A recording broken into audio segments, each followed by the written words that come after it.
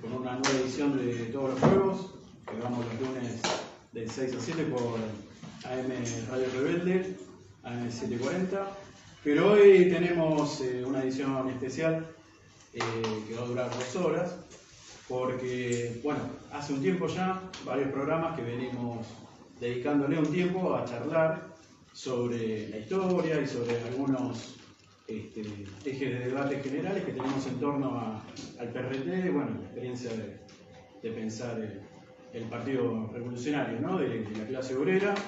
Así que bueno, para la ocasión de hoy decidimos invitar a compañeros de distintos espacios. Ahora los vamos a estar presentando, pero con la idea de precisamente abordar lo que fue el 4º Congreso del PRT. Una opinión personal, muchas veces como que se le da, ¿no? A nivel de historiadores u otra gente, se ponen más a investigar lo que es el 5º Congreso, pero por ahí no se le da la importancia, la relevancia que tuvo específicamente lo que fue el 4º. Bueno, esa es una de las razones por las cuales estamos hoy transmitiendo aquí. Estamos en ATE Capital, estamos resolviendo algunos problemitas técnicos, pero bueno, acá eso no nos va a detener. Así que bien, aquí estamos, vamos a presentar a los compañeros que están aquí. Por un lado está, bueno, nuestro compañero y conductor del programa, todos los fuegos, ¿no? Precisamente, Daniel De Santis, militante histórico del PRT. También tenemos con nosotros a Mauricio González, militante del gremio docente, de ADEMIS, integrante del colectivo docente En Clase y referente del Frente de Acción Revolucionaria.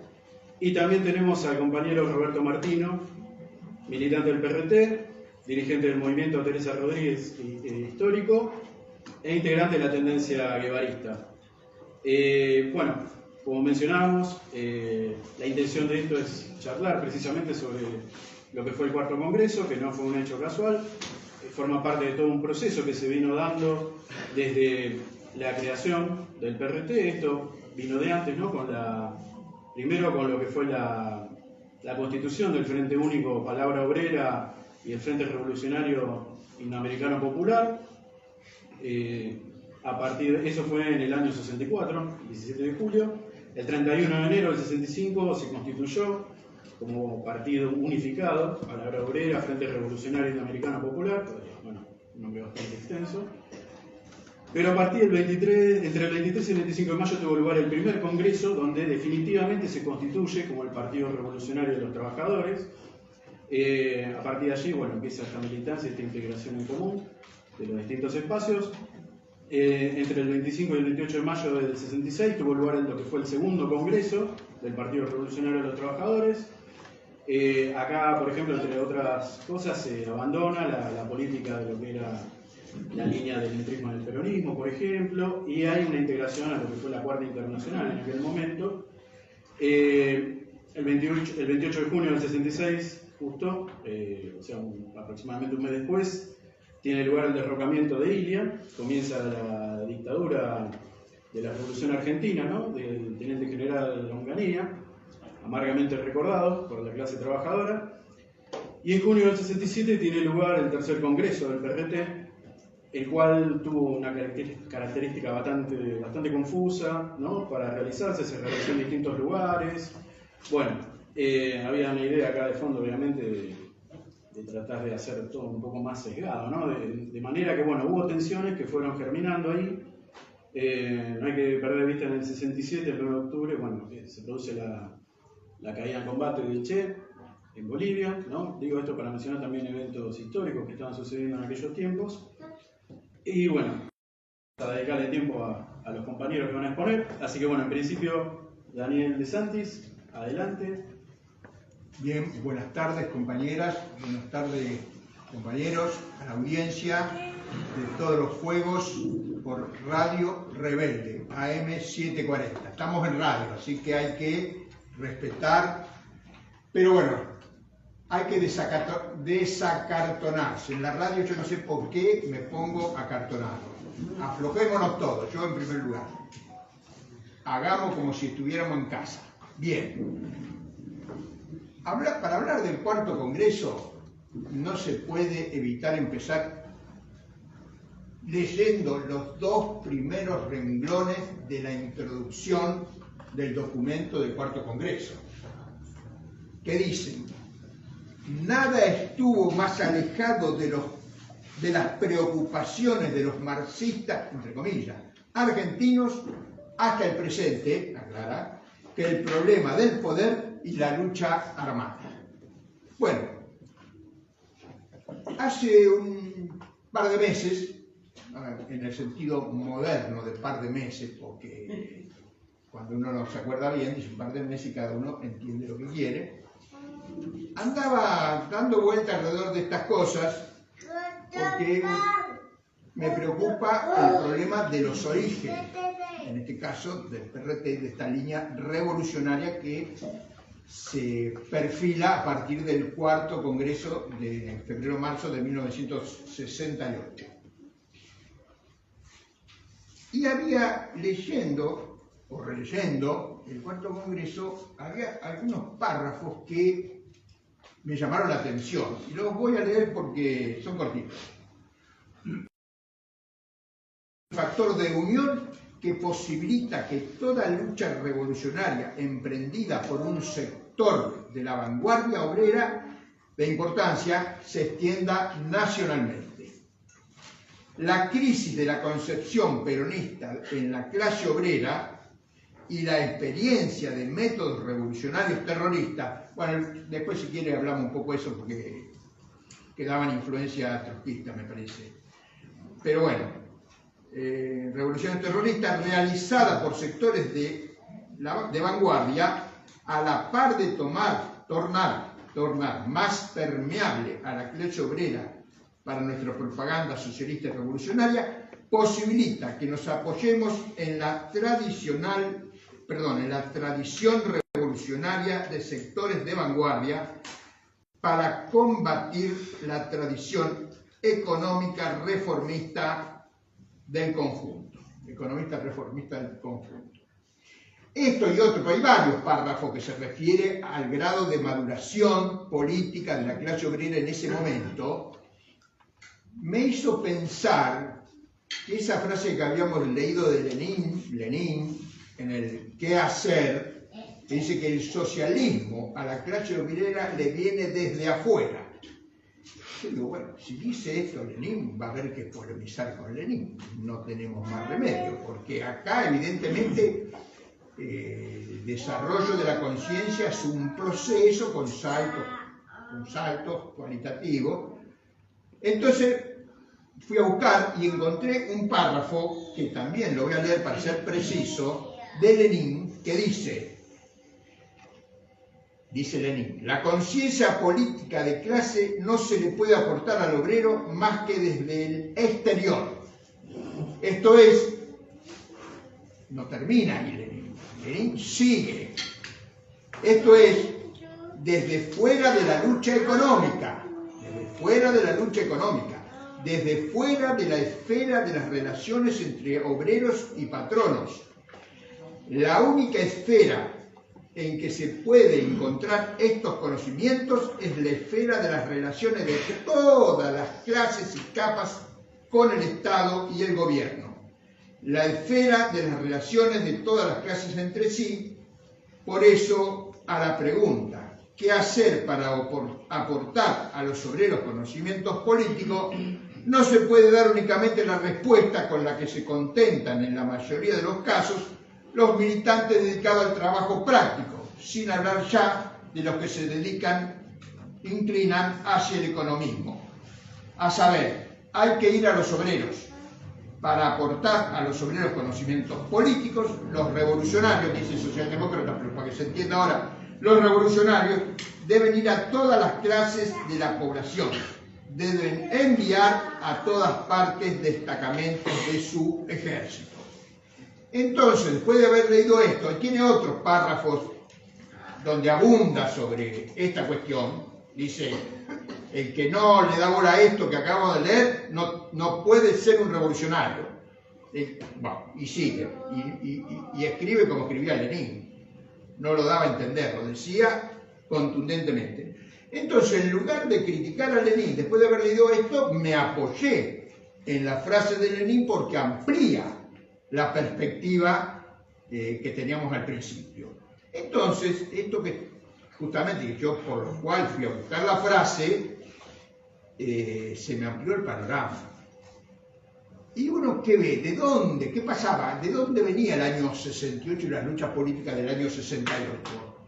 Nosotros, hay una fecha que siempre hemos tomado como referencia, que es el golpe del 55. En el 55, más allá de las evaluaciones que cada uno pueda hacer, el golpe del 55 significó la interrupción de la legalidad capitalista, de la forma de dominación a través del Parlamento y las elecciones, por una dictadura militar. En noviembre, cuando cambian ¿cómo se llama? Aramburu por Alonardi por Aramburu, comienza lo que se conoce como la resistencia peronista, que también no va a la conciencia de la clase obrera. Durante la resistencia peronista, los obreros en lucha, porque tengamos presente que los burgueses peronistas se corrieron, los oficiales del ejército peronista también, quedó la clase obrera casi sola peleando contra la dictadura. Entonces ahí la clase obrera entabla todas estas relaciones de las que habla Lenin. Se tienen que relacionar con otras clases, se tienen que relacionar con el gobierno, se tienen que enfrentar con la dictadura, es decir, que conocen, pasan a conocer la política. Es decir, que en esta etapa, la clase obrera durante el gobierno peronista tenía conciencia de su existencia como clase, pero fundamentalmente era una conciencia pasiva. Recibía del gobierno. Y de hecho la CGT funcionaba de arriba para abajo. Es decir, el gobierno daba las indicaciones y bajaba. Ahora, en este proceso que hemos descrito muy brevemente, se invierte. Por un lado, los militantes obreros invierten la CGT y comienza a tener protagonismo el delegado de base, las comisiones internas, para organizar la lucha, y comienza a desarrollar una conciencia no de clase socialista, pero sí de que existe y además tiene una actuación pasiva, pasa a tener una conciencia política activa, perdón, dije pasiva, pasa a tener una conciencia política activa. Bueno, pasan muchas cosas que por tiempo no podemos detenernos. Viene el proceso de integración de amplios sectores de la clase obrera durante el gobierno de Frondizi, pero hay sectores que se mantienen en la resistencia, pero la politización del conjunto de la clase obrera, un poco como leíamos de los párrafos del Cuarto Congreso, es un hecho decisivo para tener en cuenta esto de la politización de la clase obrera. El 1 de enero de 1959 triunfa la Revolución Cubana. Yo vivía en Chivilcoy y escuchaba la radio, y tenía 10 años, y escuchaba la radio y hablaban de Cuba, de la Sierra Maestra, o sea que cualquier argentino, y más se le interesaba un poco la política, sabía de primera mano que hubo una revolución en Cuba y encima había un argentino ahí. Y después había militancia de peronista, trotskista, comunista, que hacían su trabajo político. En 1966, con el golpe de Onganía, es la segunda declaración de guerra de la clase dominante a la clase obrera y el pueblo argentino. Pero además, pues la primera fue en el 55, pero además se produce, no inmediatamente, pero a poco de andar, un vacío político.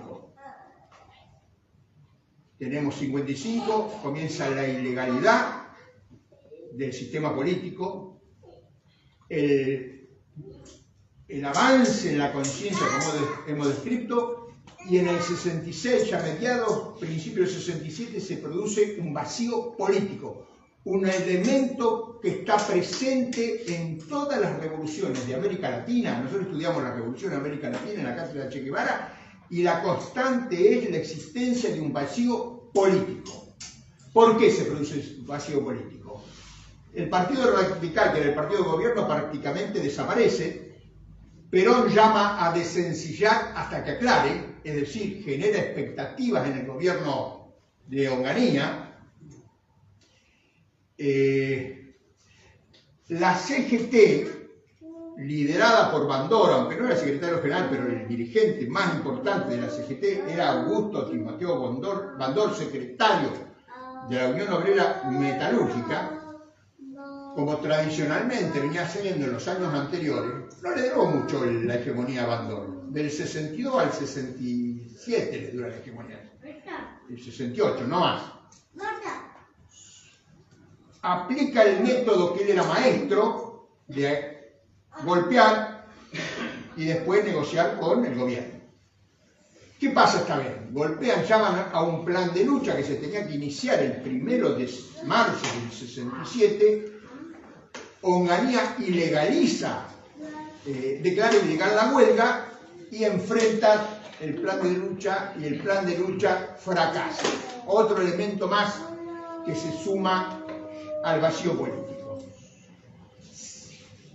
Comienza así a movilizarse por primera vez masivamente, el estudiantado universitario. En el año 67 y 68 son derrotadas, y 66 también, la huelga portuaria, la azucarera, son derrotadas, importantes huelgas, y hay una situación de pasividad en el movimiento obrero. Y el cuarto congreso analiza y se pregunta qué sentido tiene el actual retroceso de nuestra clase obrera.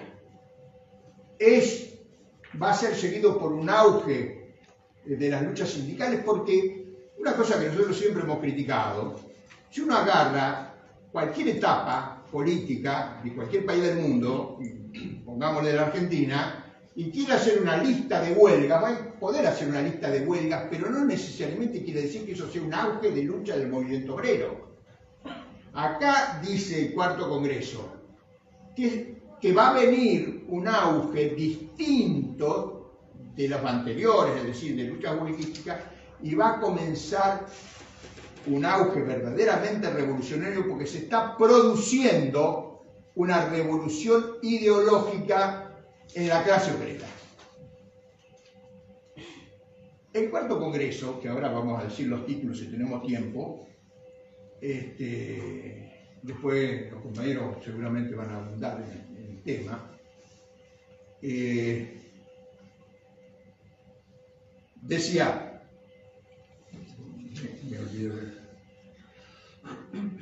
que iba a venir un auge verdaderamente revolucionario. El cuarto congreso, ahí me acordé, el cuarto congreso, creo yo, que logra, más que sintetizar, logra profundizar en la situación existente en Argentina, en la clase obrera, y detecta este nuevo auge que se va a producir. No le pone fecha, pero simultáneamente con la realización del cuarto congreso está ocurriendo la división de la CGT, porque hay un congreso normalizador de la CGT en el mismo marzo del 68, y se divide la mayoría de los gremios, no los grandes, pero la mayoría de los gremios logra la dirección del plenario y se conforma una CGT combativa encabezada por Raimundo Ongaro, que va a tomar el nombre de CGT de los argentinos, pero no porque fuera una fracción minoritaria de la CGT, sino porque, bueno, no sé ahora, pero le pusieron ese nombre porque era la CGT de los argentinos y no de los burócratas. Seguramente que por ese lado andaría el nombre de CGT de los argentinos. Es decir, que el cuarto congreso es un documento de amplia profundidad, y nosotros lo hemos comprobado en muchas reuniones, en muchos debates acerca de estos temas, que si uno se apoya en el cuarto congreso del PRT, en los debates está arriba de todas las otras fracciones de la izquierda argentina. Bien, brevemente, El documento del Quinto Congreso tiene una introducción y 5 capítulos. En la introducción, aparte de lo que ya leí, yo rescaté que dice que solo puede surgir un partido revolucionario del proletariado cuando las masas de trabajadores vivan en una situación que les exige imperiosamente buscar un camino hacia el poder y el socialismo. Este camino que hemos recorrido aquí muy brevemente, del 55 al 68, es lo que había madurado esa conciencia en la clase obrera, y el PRT detecta y logra expresar cabalmente en este documento, cuyos capítulos, el primer capítulo se llama El marxismo y la cuestión del poder, donde analiza la evolución de la estrategia de poder en el marxismo mundial.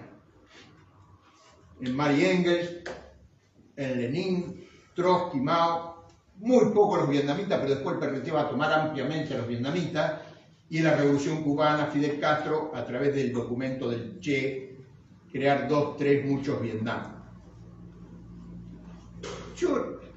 Si alguien tiene argumento que lo refute, pero debe ser el único partido marxista del mundo que se pudo salir de la polarización estalinismo-trotskismo integral. Algunos dicen heterodoxo, no. La ortodoxia marxista es la amplitud, la flexibilidad, la apertura. Ortodoxamente el PRT se apoyó en toda la tradición revolucionaria mundial, como lo expresa su primer capítulo. El segundo se pregunta si el partido, el PRT, tenía una estrategia de poder y concluye que no, y ahí hay una dura crítica al sector originalmente hegemónico del PRT, que era el liderado por Nahuel Moreno, que lo nombramos porque es parte de la historia, pero que no tuvo ningún papel relevante en la lucha política de la clase obrera. El tercer capítulo se titula Relaciones entre la Revolución Mundial, Continental y Regional, y parte del hecho de que en el capitalismo, por primera vez, hay un sistema que es mundial. El capitalismo es un sistema mundial, por lo tanto, la lucha contra el capitalismo también tiene que ser una lucha de la clase obrera mundial contra el capital. El capítulo cuarto, que es aparte del primero, el cuarto es el corazón del cuarto congreso. ¿Por qué? Porque habla de la estrategia y tácticas nacionales que deben partir de las características de nuestra revolución. Y define a la Argentina como un país capitalista, deformado, semicolonia del imperialismo. Esto lo sostenemos porque hay corrientes que hoy dicen otras cosas. Bueno, que somos un país capitalista y no le agregan más. Bueno, no somos Alemania, no somos Japón y no somos... no me sale el nombre de este país que ahora está tercero en Producto Bruto allá del Pacífico. No, cuarto está, después de China. No, allá, bueno, en la Polinesia, por allá. Nadie lo tenemos en la cabeza. Indonesia. Perdón, ¿lo había dicho Indonesia? No quedaba mucho más. Bueno, es un país de primera magnitud, pero claro, un tapado. Salió de ahí. Y considera a la clase obrera como la clase más revolucionaria de la Argentina, y habla de la clase obrera, esto lo dice cuando habla de la revolución ideológica, habla de la clase obrera y de la pequeña burguesía, porque el PRT siempre tuvo presente la cuestión de los sectores intermedios. No solo la clase obrera industrial, sino otros sectores de la clase obrera y la pequeña burguesía. Y esto no es una pavada, no es el tema de hoy, pero digo solamente el título. Para mí, la derrota de la revolución en la Argentina no se dio en el plano de la vanguardia, sino en los sectores intermedios de la sociedad, porque la cuña que metió el gobierno Perón y el gobierno peronista en el 73 logró neutralizar los sectores intermedios o separarlos de la vanguardia obrera, de la clase obrera industrial, porque no eran las organizaciones armadas solas, sino que había todo ese sector, el sector fundamental de la clase obrera argentina, seguía detrás de las organizaciones revolucionarias. Una cosita,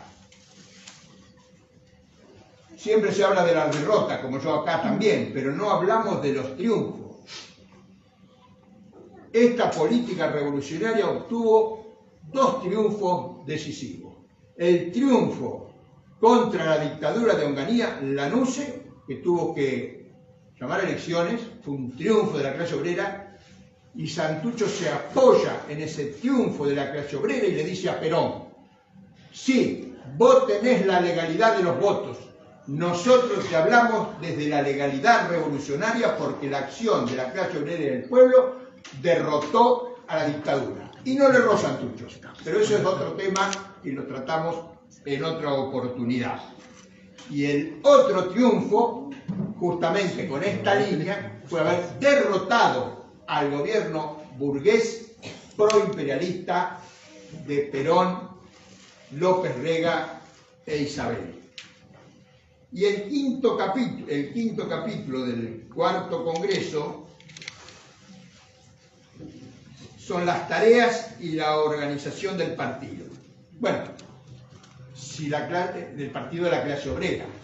O sea, ahí habla de la organización del partido, de la importancia de la propaganda política. Yo a lo mejor hice poco hincapié en lo que habíamos empezado a decir, que además de la lucha económica, mucho más importante es la lucha política. Y eso lo comprobamos nosotros en la práctica. Por ejemplo, el morenismo, que decía hay que ir a las masas, o que el que critica a Lenin, sí, iban a las masas, pero iban a las masas con una concepción economicista, por los guantes y, como que dice, los guantes y no sé qué más. Es decir, los guantes para trabajar, de protector, y el casco. En cambio, el PRT llevaba a la clase obrera la lucha política en contra del capitalismo, en contra del gobierno, en contra de la dictadura, su programa, el socialismo, y además, obviamente, llevó adelante la lucha armada, que era la forma fundamental de lucha a partir de los análisis que se venían haciendo y que se desarrolló. Y hay un hecho decisivo que para mí demuestra la corrección de toda esta política, es la existencia durante 8 años, desde el 67, 68, 69, hasta bien entrados los 79, 80, del PRT, de Montoneros, de la Organización Comunista Poder Obrero, del peronismo de base. Cualquiera que haya militado en esos años se da cuenta que era imposible que existieran estas organizaciones si no estaban sostenidas por la clase obrera y el pueblo, por el nivel de conciencia que detectó claramente el cuarto congreso. Porque nosotros teníamos una casa en La Plata que la conocían 50 compañeros, había pasado de todo lo que se imagina, concentración para las grandes acciones, buzón regional, plenario. Doña Dominga, que vivía al lado, no se iba a dar cuenta de que ahí funcionaba una casa operativa de los guerrilleros. Y el día que cayó la casa, que vino el ejército y bombardeó, Doña Dominga no salió corriendo. Doña Dominga, cuando pasó un compañero, pues siempre pasábamos después a recoger información, preguntó: ¿y cómo está fulanito? ¿Y cómo está menganito? Preguntó por los compañeros que vivían ahí. Doña Dominga sabía que era un guerrillero y Doña Dominga se preocupó por la salud de los compañeros. Bueno, y hasta acá presento la ponencia. Dale. Bueno, continuamos ahora.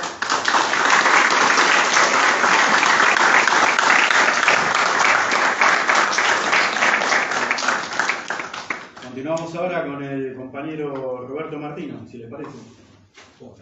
Te agradezco. Buenas tardes. Bueno, algo adelantó Daniel y Javier. Javier, ¿no? Sí. Respecto a la importancia del cuarto congreso. Yo ahí, digamos, hice un machete, por supuesto, para orientarme y le había puesto que indudablemente que estemos hablando del cuarto congreso significa de que la línea estratégica definida en el cuarto congreso tiene muchísimo que ver con lo que pasa hoy. Y mucho más cuando uno de los graves problemas que a nuestro entender hoy tenemos es la tremenda confusión ideológica. Es decir, como diría Lenin o alguno de los grandes maestros, el gran diversionismo ideológico, ¿verdad? El humo, para que lo entendamos, el humo ideológico que producen muchas o la inmensa mayoría de agrupaciones y que nosotros mismos inclusive hemos producido y hasta producimos. Entonces me parecía, digamos, que totalmente, por eso mismo el cuarto congreso es un faro. Yo ahí lo comparaba con hace 2 años atrás, 3 años, no recuerdo, el PT hizo una presentación pública de un libro que firma Matías Maiello y Emilio Albamonte, con mucho bombo, porque el título era Estrategia Socialista y Arte Militar. Entonces, es más, yo me puse a leerlo porque digo, bueno, la gente está intentando profundizar en una estrategia realmente de poder. Y no sé si alguno lo hace, pero de vez en cuando yo lo hago. Trato de leer lo que producen otros grupos, y mucho más cuando son grupos que tienen un peso, una importancia dentro de la política argentina o dentro de nuestra clase, que es realmente mucho más grande que la que podemos tener cualquiera de nosotros. Y ahí veo, por ejemplo, de que la propaganda del propio PTS de debates en la base en torno a este trabajo. Y lo llamativo de este trabajo es que los autores, ¿verdad?, para definir la estrategia, primera cuestión que hacen una separación entre estrategia y arte militar. Si no están intentando definir una estrategia político-militar, sino que no es casual que el nombre diga estrategia socialista y arte militar. Pero para eso, ¿a quién toman para combatir? Lo toman a Kautsky. Pero lo toman a Kautsky ya de su época de renegado. No lo toman a Kautsky, que Lenin sí lo tomaba en 1905-1906, cuando tenía que dar respuesta en la Rusia de 1905 a los problemas que le planteaba la insurrección en Rusia. Es más, el autor realmente, el que plantea que la revolución socialista o que la revolución no va a ser ya nunca más una insurrección que de un día para otro voltee un gobierno, sino que va a ser una guerra civil prolongada, es Kautsky. Lenin lo toma a Kautsky y lo profundiza, por supuesto. Pero el primero que formula esta tesis es justamente Kautsky en 1902. En una de las charlas que da Lenin en 1917 a la juventud suiza, en enero del 17, o sea, 9 meses antes de la Revolución de Octubre, ¿verdad?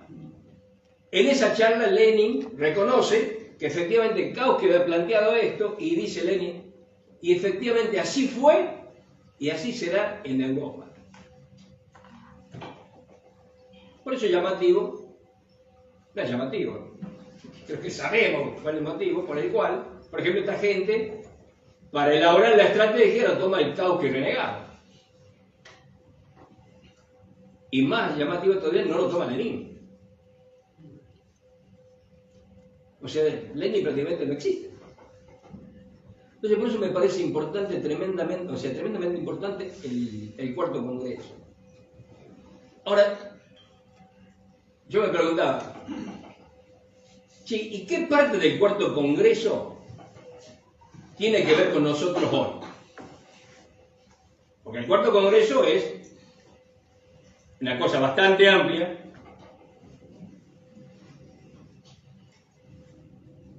Recién Daniel había resumido los títulos, ¿no?, de los distintos capítulos.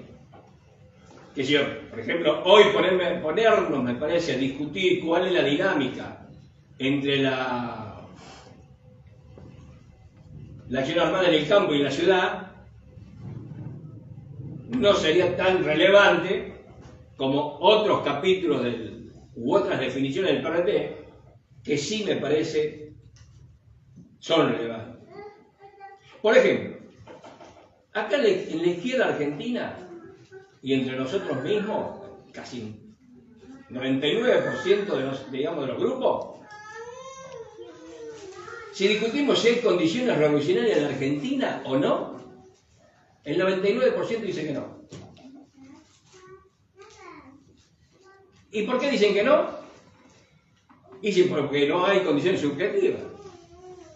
Bueno, justamente, uno de los grandes aportes, digamos, del cuarto congreso es volver a la fuente, volver a Lenin, y Lenin dice que hay que saber distinguir entre condiciones revolucionarias y condiciones insurreccionales.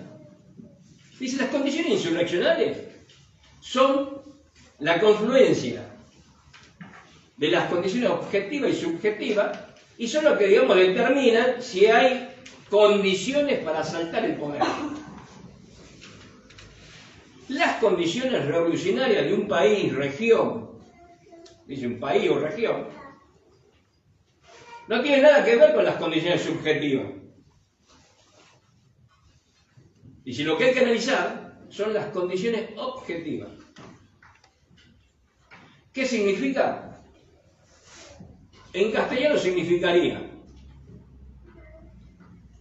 si la economía está estancada, o en retroceso, o la economía está en pleno desarrollo, ¿no? Ellos dicen la fuerza productiva, pero sería eso, la economía.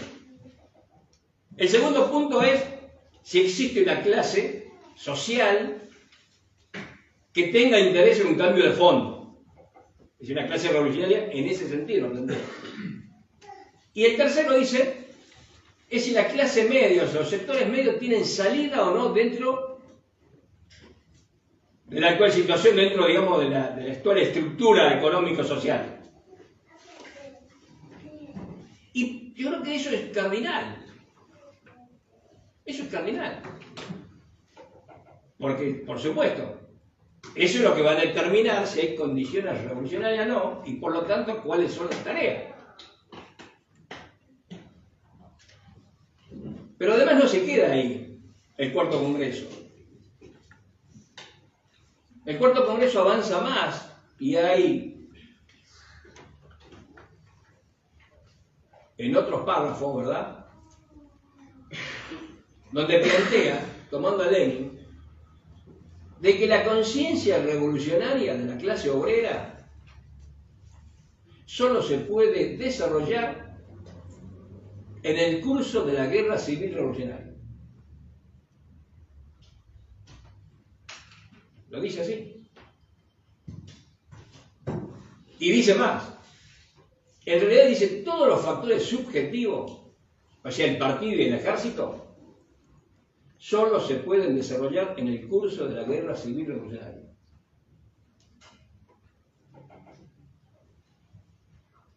Y ahí a mí me llega una, digamos, yo estaba pensando que a la luz de esas cuestiones,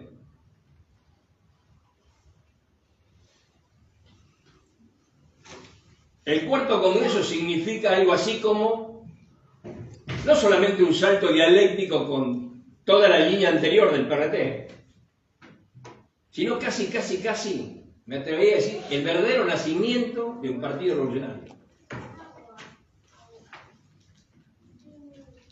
Y pensaba, ¿no?, de que si eso no nos obliga a nosotros, incluso a tener que analizar críticamente muchas de las definiciones anteriores, o por lo menos tenerla en cuenta en forma importante, porque realmente este tipo de definiciones del Cuarto Congreso implican como dije, no una supresión, sino además un rompimiento con toda la concepción. Como bien anunciaba hace rato Daniel, en el segundo capítulo creo que se plantea en el Cuarto Congreso si nuestro partido tenía una estrategia revolucionaria. Y Santucho y digamos, los demás compañeros que escriben en el Cuarto Congreso dicen no. Y cuestionan fuertemente, ¿verdad?, el sindicalismo. ¿Sé lo que dicen? Lo que tenemos es una estrategia sindicalista, espontaneista, ¿verdad?, que nada tiene que ver con una verdadera estrategia de poder.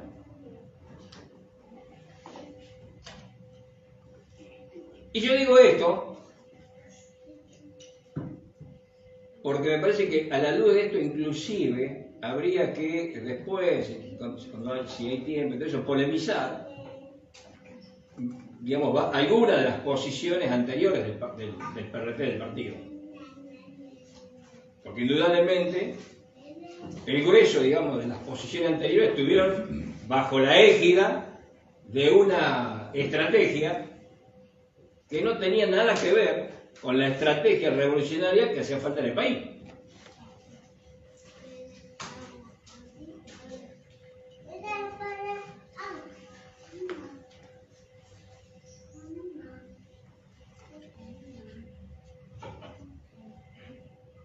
En esa crítica a la cuestión sindical, a esa línea, digamos, sindicalista, yo creo que es hoy cardinal.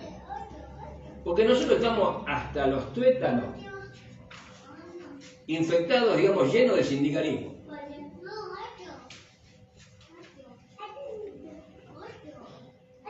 Y esto tiene una proyección muy grande en el sentido de que por más de que hablemos de lucha armada y guerra popular y la marengoche, si nuestra concepción sigue siendo la concepción sindicalista, bueno, es muy difícil la construcción de una organización revolucionaria, como la que planteara el Cuarto Congreso. Ahí, en el capítulo 2, justamente, digamos, el Cuarto Congreso dice que el planteo que tenía el partido hasta ese momento no es otra cosa que un planteo sindicalista adornado de insurreccionalismo y espontaneísmo. Y continúa, no es extraño entonces que nuestros cuadros crean que el sindicalismo es todo y que la política es propagandismo pequeño burgués y que las pretensiones de elaborar una estrategia de poder y lucha armada en esta época en que no hay luchas sindicales es cuchillo.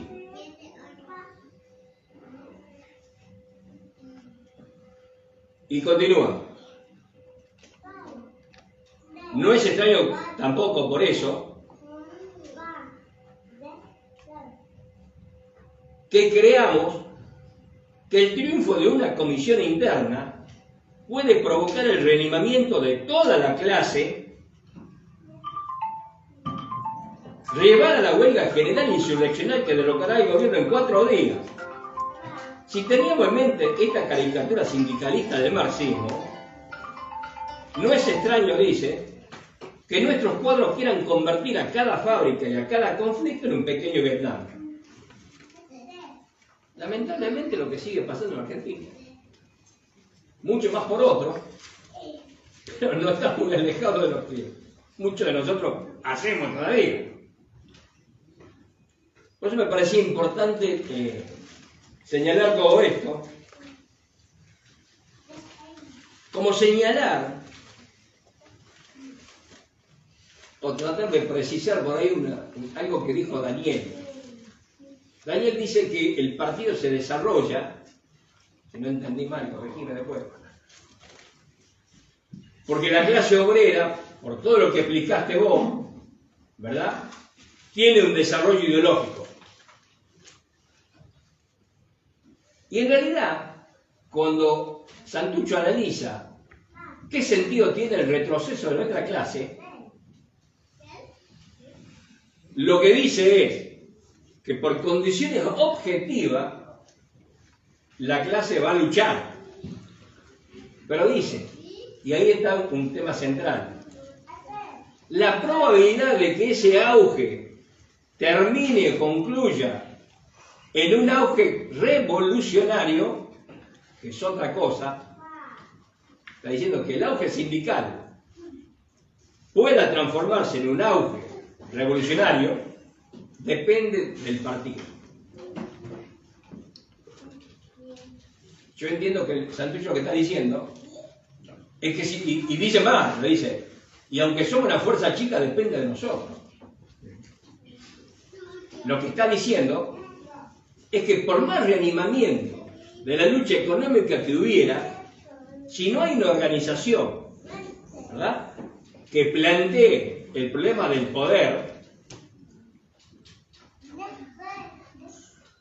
puede haber muchísimas luchas, las luchas pueden ser más violentas, pero no son cuestionadoras del sistema capitalista y no llevan a un auge revolucionario, y por lo tanto la burguesía tarde o temprano la va a controlar. Bueno, en 2001. Y esto para mí tiene que ver con lo siguiente. El cordobazo creó cierta condición, pero la condición central estaba en que existían grupos pequeños que eran los que permiten que el cordobazo no termine en eso, sino tenga una proyección revolucionaria.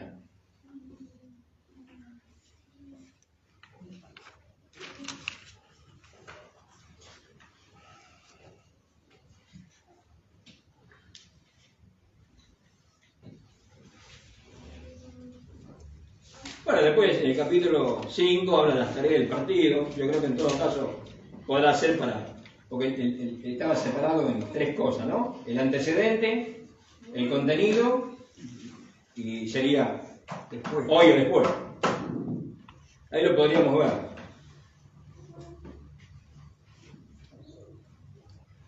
Sí, y la sola cosa que por ahí se me escapaba. Por eso decía que incluso las propias definiciones previas al cuarto congreso debían ser leídas a la luz de esto. Fíjense de que en Tucumán hay una presentación electoral, ¿no? Y la verdad, digamos que en las reuniones posteriores, en la primera reunión, en la reunión del Comité Central, no era el PRT todavía, era de la Unificación Free Palabra Obrera, hay una alegría, pero además, digamos, una visión, ¿verdad?, de que, bueno, era la línea correcta, etcétera, etcétera. Pero, fíjense las propias definiciones del Comité Central, ¿verdad?, que de ahí sacan como conclusión que, bueno, que el papel de los dirigentes, digamos, de los diputados obreros que se le consiguió en Tucumán, digamos, debían llevar a fortalecer la participación en las elecciones metalúrgicas, de la carne, la discusión por los convenios colectivos y en particular el convenio colectivo azucarero. Bueno, leído eso a la luz de las definiciones del cuarto congreso, yo creo que hay como dicen ahora, una grieta, una brecha, ¿no? Por eso hablaba de también analizar críticamente eso. Y, repito, por todo esto, considero que en el cuarto congreso está el tema central, aún hoy, de las tareas que los revolucionarios debíamos llevar adelante. O sea, ahí, digamos, uno lee eso y estamos, lamentablemente, todavía años luz de eso. ¿Por qué? Bueno, yo creo que se repitió algo que también en el PRT se da. Es decir, en un momento, como dice Santucho, a Moreno le agarra una indigestión, al Moreno o al PRT, pero Moreno le agarra una indigestión castrista, ¿verdad? Y escribe la Revolución Latinoamericana. Y después vuelve en marcha atrás con todo eso. Bueno, yo creo que la marcha atrás nuestra fue a partir de la derrota del 76.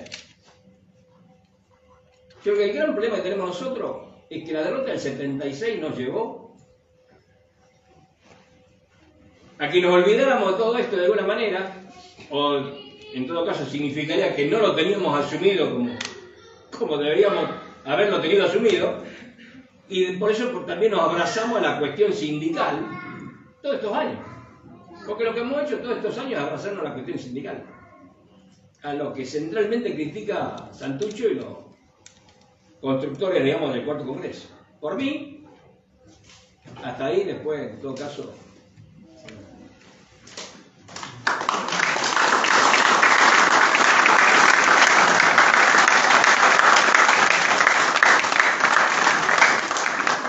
Bueno, muchas gracias. Y ahora, ahí terminamos esta primera ronda con el compañero Mauricio González. Así, bueno, con el compañero. Adelante. Bueno, buenas tardes, compañeras, compañeras. Primero, bueno, agradecer la invitación y que nos parece muy importante encuentros como estos para poder intercambiar, debatir las distintas apreciaciones que tenemos sobre la historia de la lucha de clases en nuestro país, en este caso del cuarto congreso del PRT. Y bueno, y un honor estar acá con compañeros militantes de aquella época y compañeros también de otras organizaciones revolucionarias que están en el público, que bueno, que fueron parte protagonistas de ese momento y que siguen hoy siendo parte de la lucha de clases de nuestro país, ¿no? Nosotros también, bueno, reivindicamos en el cuarto congreso las concepciones generales que plantean en ese documento, en ese congreso. Y bueno, como planteaba Daniel, digamos, la primera parte fue que plantea el problema del poder y la lucha armada y sigue planteando cuáles son las condiciones para elaborar una estrategia de poder político-militar. Y ahí plantea, lo voy a leer textualmente, ¿no? Para establecer las bases de una estrategia de poder, debemos considerar las condiciones que abarcan la situación económica, política y militar de conjunto, en el mundo, en el continente, en la región y en el país. Del estudio de la situación de conjunto podemos formarnos una idea clara de las etapas y fases de la guerra revolucionaria, de las tareas principales y secundarias en cada etapa, de su duración aproximada, de sus características políticas y militares y de las formas y condiciones en que se producirá la toma del poder por la revolución. Todo este conjunto es lo que denominamos estrategia de poder político-militar. Y sigue, ¿no? Sin una apreciación justa de la situación de conjunto estratégica y de las varias fases o etapas que la componen, el partido procederá a ciegas y no podrá dirigir a las masas a la victoria de la revolución. La comprensión del conjunto nos facilita el manejo de las partes integrantes del todo, siendo la única posibilidad de no perderse en la visión meramente táctica de las etapas y caer en el aventurerismo o en el oportunismo. Bueno, toda una definición que a partir de ahí es que avanzan en la elaboración, digamos, de la estrategia que desarrollan en el cuarto congreso y que para nosotros es fundamental en el marco, digamos, de cuáles son los aportes que entendemos hoy, para la intervención en la lucha de clases de nuestro país. Este concepto de cómo elaboramos una estrategia de poder para nosotros es central. Que precisamente creo que por lo que planteaban acá, bueno, al no apropiarnos de toda esta concepción de un análisis profundo de la caracterización mundial, continental, regional de nuestro país, bueno, y de todo el acervo histórico que también desarrollan en el primer capítulo sobre toda la experiencia histórica revolucionaria desde Marx, Engels, Lenin, Trotsky, Mao y el castrismo, como lo definen así. Bueno, con la combinación de esos dos aspectos, nosotros creemos que son fundamentales para poder elaborar una estrategia de poder que nos permitan una intervención lo más óptima posible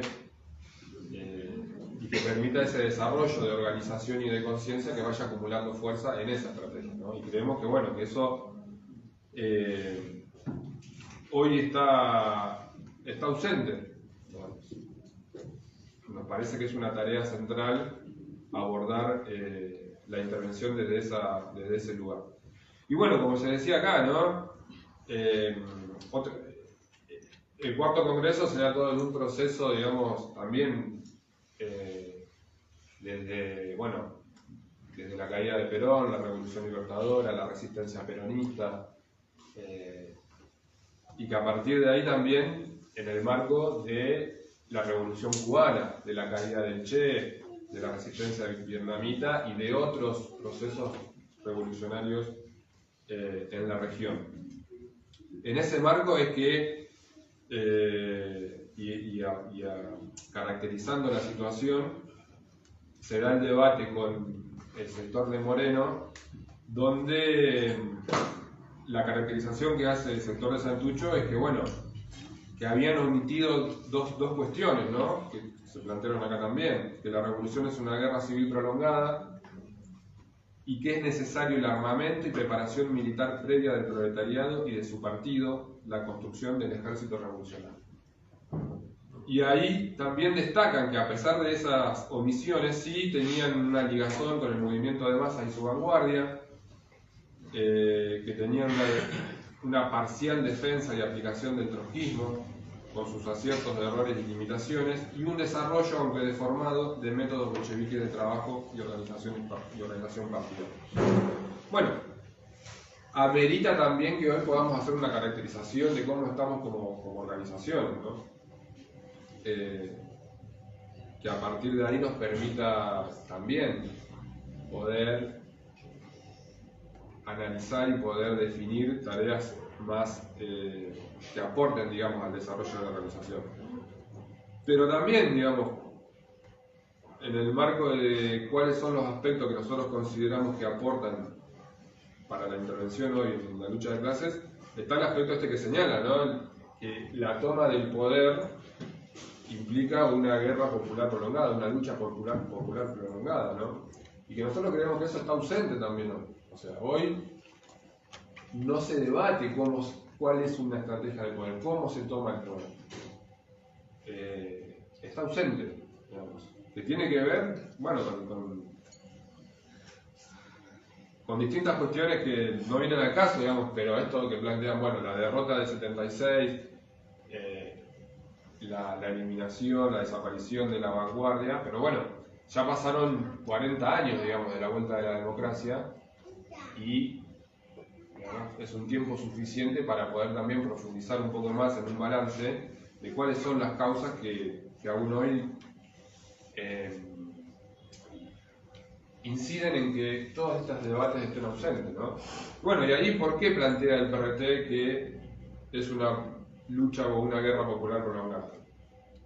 Primero porque, bueno, como caracteriza que Argentina es una semicolonia, el desarrollo de la lucha de la guerra revolucionaria es una guerra civil y que, digamos, si avanza ese proceso, después viene una intervención del imperialismo, por eso, digamos, nos agota en la lucha contra la burguesía y su aparato represivo en nuestro país. También porque el resto de la región, de los países de la región, son países sometidos por el imperialismo y que por lo tanto no puede triunfar la revolución en un solo país.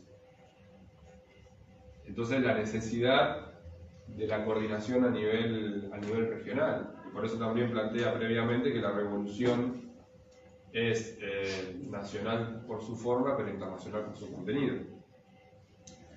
Y el otro aspecto que plantea de por qué es prolongada, porque las clases dominantes en la Argentina y sus partidos políticos son homogéneos. Entonces existe una cohesión, una unidad contrarrevolucionaria que hace que eso, digamos, no se pueda resolver en un corto tiempo la toma del poder. Pero también plantea que en ese momento la correlación de fuerza entre las organizaciones revolucionarias y el imperialismo y la burguesía es muy desigual. O sea, las organizaciones revolucionarias son muy débiles y el poder de la burguesía con todas sus herramientas y el imperialismo son poderosamente mucho más fuertes. Por lo tanto, no se puede resolver en un corto tiempo la toma del poder. Entonces, bueno, son cuestiones que creemos que hoy tienen que ponerse en la agenda de debate. ¿Cómo iniciamos un proceso de una elaboración de una estrategia revolucionaria de poder y cuáles son las etapas y las fases? Que después también las define, ¿no? O avanza, digamos, y cito una parte, dice: la experiencia de todas las revoluciones enseña que el proletariado no obtiene el poder en su primer alzamiento revolucionario. Lo más probable es que sus primeros intentos sea derrotado hasta que atesore la suficiente experiencia de lucha y organice un ejército revolucionario capaz de derrotar al ejército del régimen. El Partido Revolucionario debe trabajar tesoneramente en la preparación de ese auge, pero sabiendo que es muy difícil que en su primer intento verdaderamente revolucionario la clase obrera tome el poder, y que desde el comienzo mismo el auge del partido debe preparar su posible repliegue. Por eso decimos que el auge revolucionario del proletariado es táctico en relación a la estrategia de la guerra civil prolongada. Bueno, son cuestiones que creemos que tenemos que promoverlos en la agenda y en la propaganda, digamos, por la revolución. Después, digamos, en ese marco es que se da la ruptura con el morenismo y que, bueno, producto de la concepción del morenismo que se describió acá, ¿no? Que, bueno, podríamos decir que tenía una estrategia insurreccionalista, ¿no? Pero también es debatible eso, porque no, desde nuestro punto de vista, bueno, implican, digamos, un estudio más profundo, otra charla, ¿no? Pero bueno, esto de que el auge o que la toma del poder viene de un auge de masas y que, como cita o como describe más sintéticamente el PRT en el quinto congreso, ¿no? Que a partir del auge de masas, y si existe el partido, bueno, las masas se van a armar y se toma el poder en un tiempo relativamente corto, sin costo de vida, sin, digamos, y de ahí, digamos, y el proletariado industrial como la vanguardia, y de ahí el fetichismo, digamos, a las comisiones internas, ¿no? Como planteaba acá Daniel, en la lucha por los guantes y por el aumento. Pero bueno, hoy entendemos que es esa concepción también, o entendemos que al estar ausente una estrategia del poder revolucionaria en todas sus etapas y toda su integralidad, bueno, esa es la tendencia que prima, digamos. El tema de promover la lucha, la acción, descuidando, digamos, todas las demás cuestiones que planteaba ahí en cómo elaborar una estrategia del poder. Y en ese sentido también está ausente la lucha política, como se plantea acá, como se planteó, digamos. O sea, nosotros entendemos también que lo decimos como parte del problema, ¿no? Como, digamos, como desde un lugar de superación, ¿no? Pero una parte importante del PRT, un aspecto importante del PRT fue la lucha política y cómo se desarrolló el PRT en esa integralidad como organización y como intervención en la lucha de clases. Que precisamente, como describe en uno de los capítulos, se da también en el marco de la disputa además de la estrategia con el morenismo, que está directamente relacionado con la lucha política, o sea, con la lucha contra el economicismo, también describe y cita a Lenin de cómo, digamos, bueno, lo leo porque tengo poca capacidad de memoria ahí. El partido debe pegar el salto de círculo de propaganda de actividad sindical a partido político-militar revolucionario. Y plantea ¿no? una pregunta de ¿por qué? ¿Pero qué es la lucha de clases? Los obreros de una determinada fábrica, de un gremio determinado, inician una lucha contra su patrono o patronos. ¿Es eso lucha de clases? No. Es tan solo un débil comienzo. La lucha de los obreros se convierte en lucha de clases solo cuando los representantes de vanguardia de toda la clase obrera de un país tienen conciencia de la unidad de la clase obrera y emprenden la lucha no contra un patrón aislado, sino contra toda la clase capitalista y contra el gobierno que apoya a esa clase. Bueno, y sigue, ¿no? Bueno, eso también entendemos que está ausente y que es necesario, digamos, promover los debates y promover, intercambiar y construir, digamos, cómo intervenimos para dar una lucha política en la situación actual. Pero también el PRT, digamos, se constituyó en debates con las corrientes revolucionarias del peronismo, digamos, que compañeros también que nosotros respetamos y destacamos, pero que a nosotros nos interesa resaltar, digamos, porque creemos que fue un acierto, digamos, y que aún en el auge de Perón o en una legitimidad importante de Perón exiliado, el PRT siempre fue claro en describir la concepción burguesa de Perón. Y nos parece que en el marco, digamos, después del proceso que se fue desarrollando en años posteriores, después del cuarto congreso, inclusive, bueno, en el 73, con las elecciones de Cámpora, con las elecciones de Perón, el PRT en Poder Burgués reivindica ese planteo principista y que describió previamente cuáles eran las intenciones del regreso de Perón y de la política también de Cámpora y de toda, digamos, el peronismo burgués como lo caracterizaba, ¿no? Y que esa caracterización después recobró sus frutos, producto de que efectivamente pasó lo que preveían, ¿no? Que era una política pro-burguesa y para aislar a los sectores revolucionarios, que era una política contra-revolucionaria. Y eso nos parece que también es importante plantearlo, porque hoy también nosotros caracterizamos que existe todavía la hegemonía del peronismo, tanto a nivel político como a nivel sindical, y que es un aspecto fundamental de que, digamos, con semejante nivel de ajuste que estamos viviendo, bueno, se siga garantizando la gobernabilidad. Y para nosotros, digamos, es necesario plantear claramente, digamos, también cuáles son las intenciones del peronismo, cuáles son, digamos, la política del kirchnerismo, de Cristina Fernández de Kirchner, porque hoy, para sectores del pueblo, bueno, se presenta como crítica de Alberto Fernández. Ya el otro día en una entrevista en televisión dijo que ya las diferencias empezaron después de las PASO del 2019, cuando Alberto Fernández avaló la devaluación a 60 pesos del dólar. Digamos, y cuando son parte del gobierno, abiertamente, es la vicepresidenta, gestionan buena parte del presupuesto nacional, siguen en los mismos cargos, tanto en legislativo como en ejecutivo. Pero hay sectores, digamos, de la clase y del pueblo que confían y que creen que el problema es Alberto y que por eso, digamos, bueno, plantean el operativo clamor del retorno como Cristina presidente, ¿no?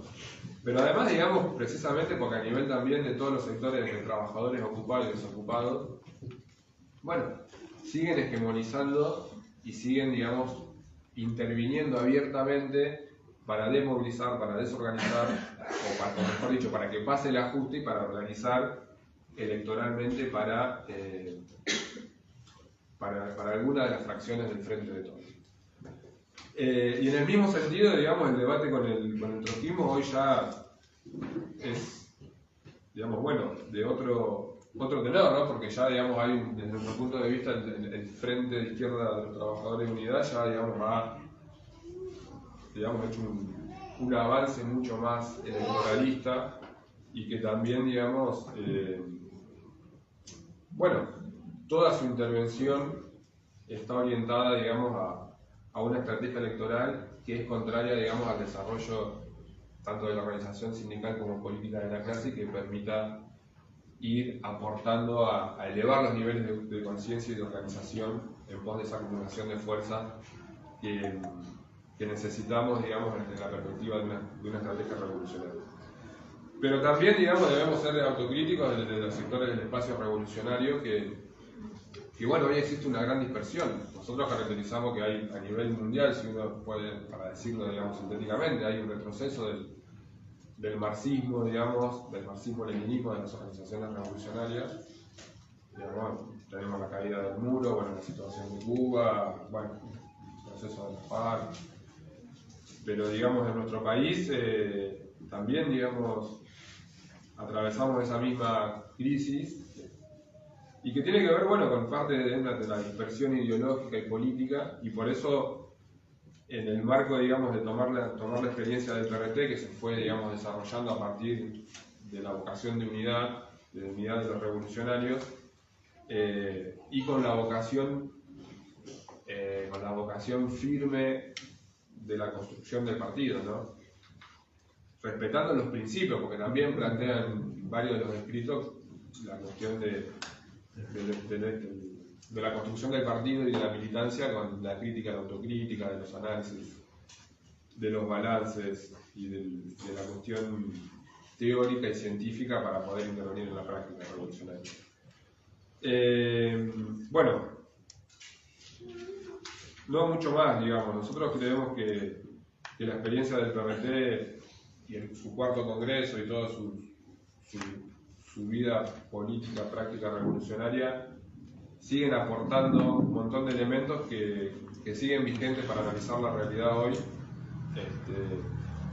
y que, bueno, y que son necesarios retomar, de estudiarlos críticamente, de analizarlos críticamente, de asumir todos sus aciertos y que nos aporten precisamente para elaborar hoy una estrategia de poder en la Argentina que, bueno, que es tan necesaria. Así que hasta acá, esta primera parte.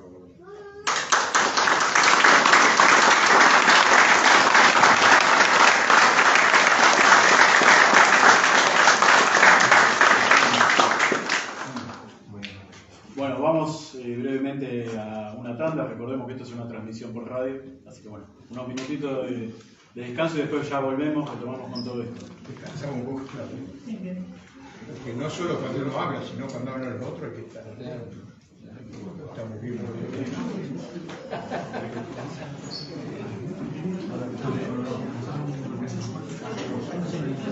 3 minutos, 3 minutos,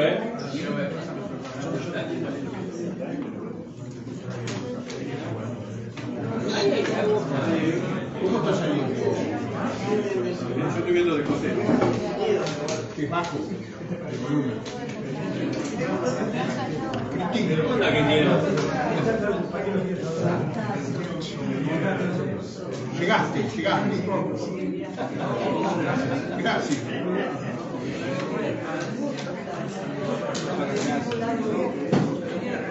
No, todos tenemos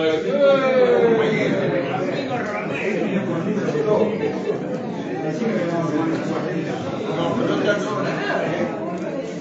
Economía nada acá. Acá de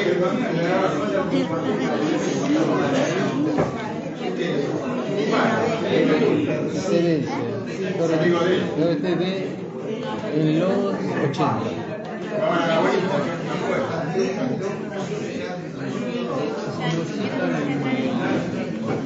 pero ya pusimos para la próxima que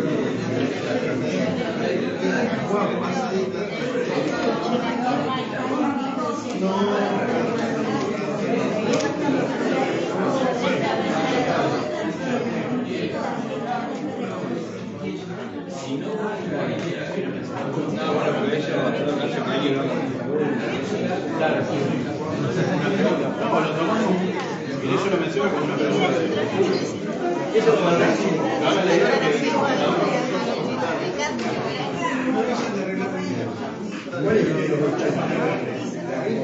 Pasando así como ahí sería como si pausa.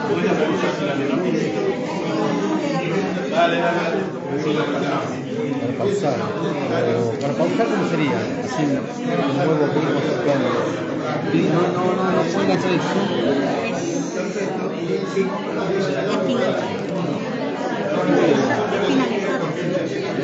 Yo me trato de mover así, para yo contigo. Daniel de Caballero. No puedo acercarlo.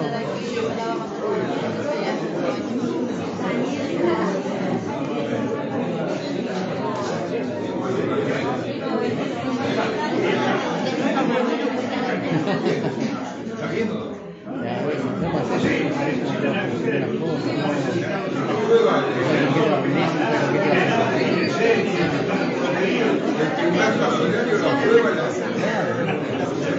Claro, la gente tiene que te ponen a un lado.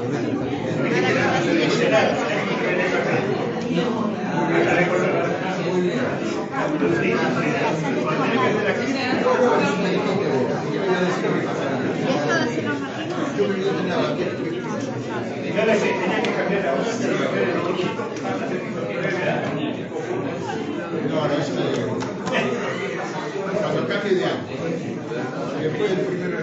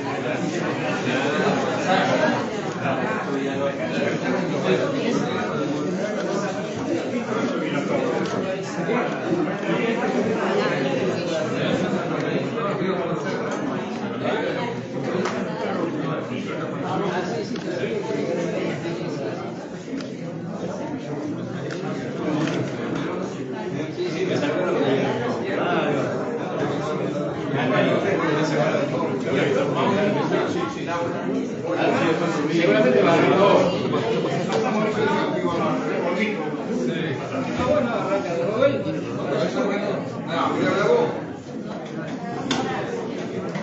Bueno, sorteamos.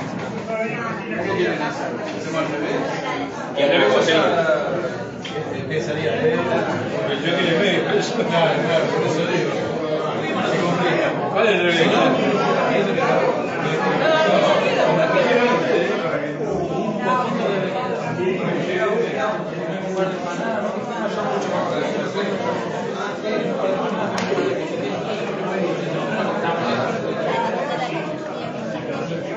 Bueno, a ver si volvemos. Avise, ya volvemos. Volvemos. Bueno, ¿quieren empezar alguno de ustedes? No, pero ahí se te pregunta eso. Sí, pero igual. Lo que teníamos que hacer silencio porque no se va a escuchar nada. Sí. Bueno, si quieren vamos haciendo un poquito de silencio, por favor, así volvemos. Que hablen después, si discuten. Ahí te a lo loco. Los tiempos de la radio son así. Bueno, ¿quién quiere? ¿Quieren que hagamos preguntas y dejamos después una conclusión de cada uno? ¿Me parece así?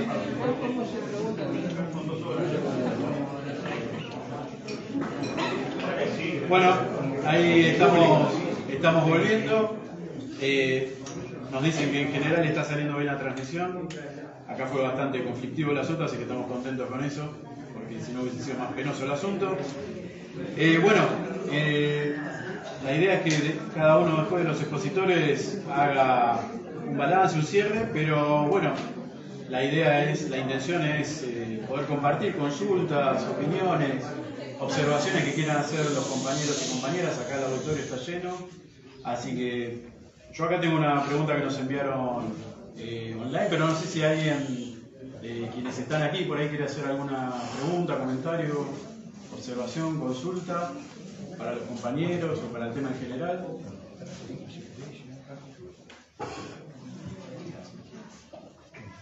Adelante. Buenas noches, compañeros. Buenas noches. Ricardo Silva. Con respecto a lo que señalaste vos, que casi algo. Yo creo que con el tema del marxismo, leninismo, nos estamos olvidando mucho de unas cuantas repúblicas socialistas que siguen vigentes.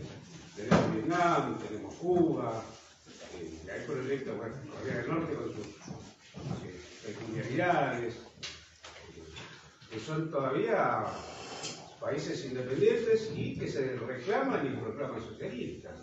Entonces, si nosotros perdemos ese punto de vista, que no hay proyectos encaminados a sostener esto, nos estamos olvidando de una parte importante de lo que es la revolución internacional, justamente. Bueno.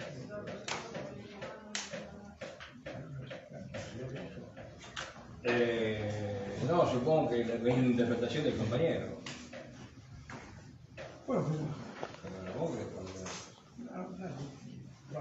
De parte nuestra, no compartimos esa visión, lamentablemente. Yo creo que, digamos, que tanto Vietnam como incluso Cuba mismo hoy está en un proceso, ¿verdad?, de retroceso, y donde las relaciones de producción existentes son prácticamente capitalistas. Entonces no... Corea sí me hace dudar, sinceramente. No tengo muchos datos, pero casi que, digamos, decir que es casi decir como que China hoy todavía sigue siendo un país socialista o comunista.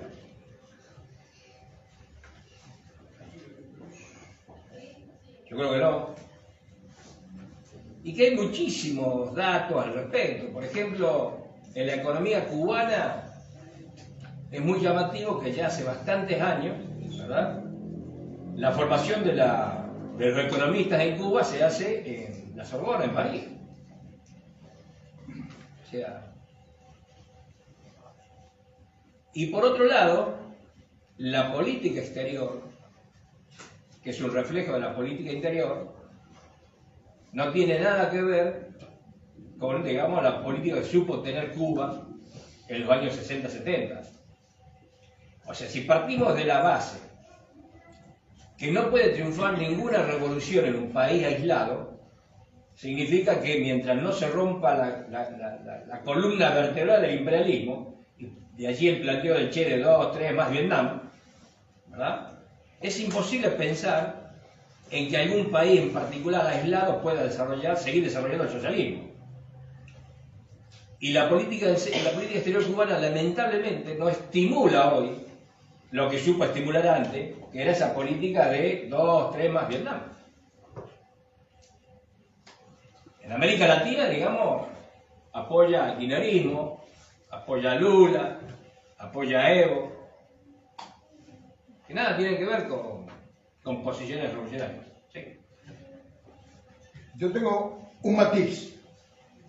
Justamente lo que entiendo, la política internacional cubana refleja en gran medida que no hay un auge de la revolución mundial. Yo no critico la política exterior cubana, entiendo a la política exterior cubana porque se apoya en donde puede y tiene que sobrevivir la revolución. Entonces nosotros apoyamos la política exterior cubana. No le pedimos que haga, como el trotskismo, por ejemplo, que desde Cuba, un país de 1/3 de la provincia de Buenos Aires y 11 o 12 millones de habitantes, hace la revolución mundial. Son más estalinistas que los trotskistas son los primeros estalinistas, quieren hacer la revolución mundial desde un pequeño país. Entonces Cuba tiene que subsistir, pero mantiene los principios fundamentales del socialismo, porque el grueso de la producción en Cuba, las fábricas y la producción principal, es propiedad del pueblo, del Estado cubano y del pueblo cubano. Hay emprendimientos de pequeña burguesía, pero en sectores menores de la economía cubana. Por eso, la preocupación que por lo menos yo traigo a esta mesa, y si quieren sigo con los 5 minutos que me tocan, es cómo nosotros que nos seguimos sintiendo santuchistas, guevaristas y del PRT, apoyamos el desarrollo de fuerzas revolucionarias como las concebimos nosotros. Ahora, no solo fue derrotada la revolución en la Argentina, uno de los motivos por los cuales, no el único, pero uno de los motivos por los cuales se dividió el PRT, o nos dividimos el PRT, yo digo del exilio porque estaba ahí, pero no solo, porque estaban los dos dirigentes más importantes, entonces la división ahí fue que se propagó al resto del partido, con sus particularidades en cada lugar. Pero un sector de la dirección, el de Mattini, no aceptó que nos habían derrotado, que íbamos empatando, más o menos.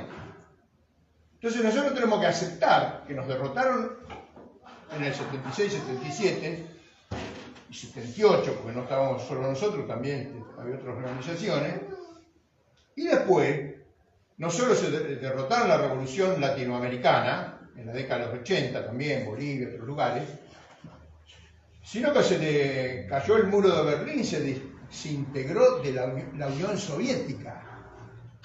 Desde la Comuna de París, 1871, en que podemos marcar como un punto de inicio del auge revolucionario mundial, aunque paradójicamente la Comuna fue derrotada, pero el socialismo pasó a ser el ideal del futuro de las masas obreras y populares del mundo.